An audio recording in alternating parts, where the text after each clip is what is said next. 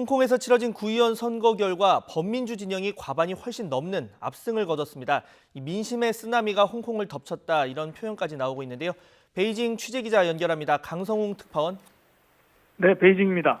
네, 1시간 전쯤 연결을 저희가 했었는데 추가로 지금 개표 결과나 소식이 더 나온 게 있습니까?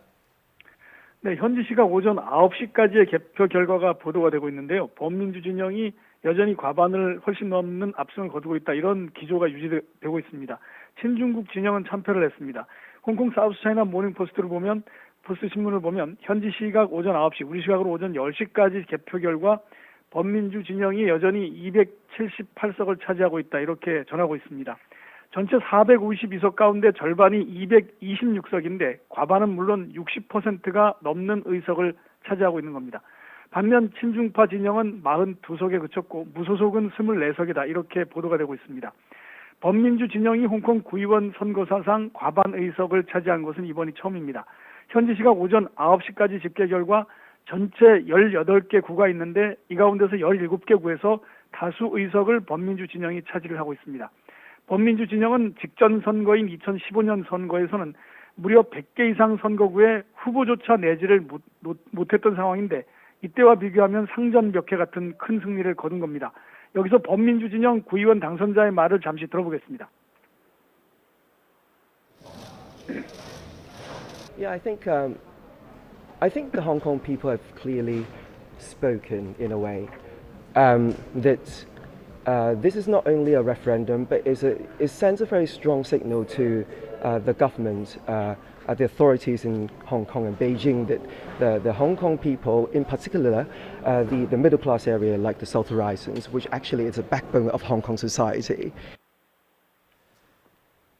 네, 범민주 진영이 우세할 것이다 이런 전망이 나오기는 했지만 이 정도일 줄은 몰랐다 이런 현지 반응이 나오고 있죠.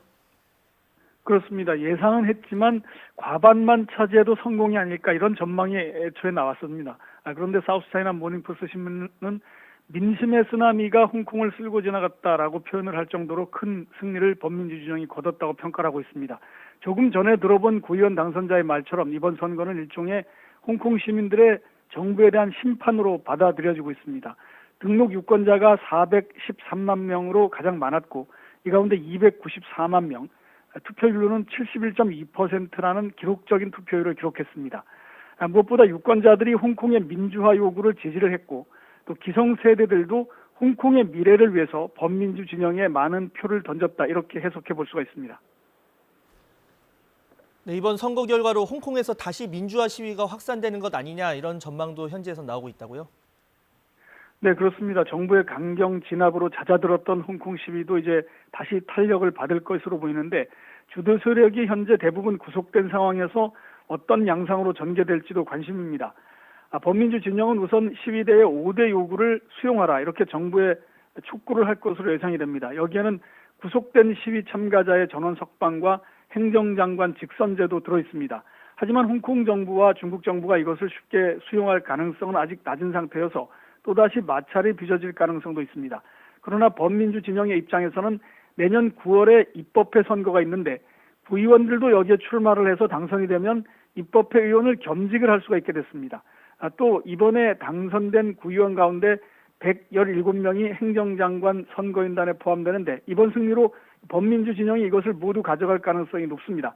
따라서 오는 2022년에 열리는 차기 행정장관 선거에서도 과거보다는 훨씬 유리한 상황에서 시작을 할 수 있게 됐습니다. 지금까지 베이징에서 YTN 강성웅입니다.